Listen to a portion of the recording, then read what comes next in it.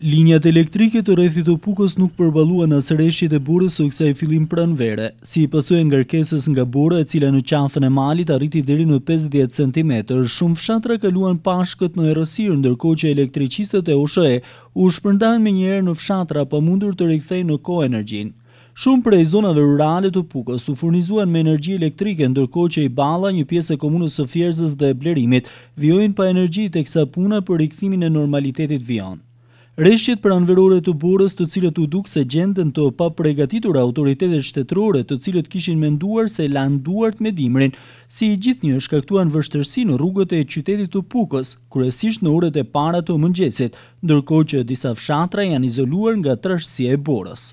Segmentet nacionale të veriut të vendit po mbahen të qarkullueshme, ndërsa kompanitë e mirëmbajtjes së rrugëve, përfshirë edhe ato të Iballës, si u përgjigjen në kohë situatës, duke mos u bërë pengesë për udhëtarët që përshkojnë rrugët e veriut.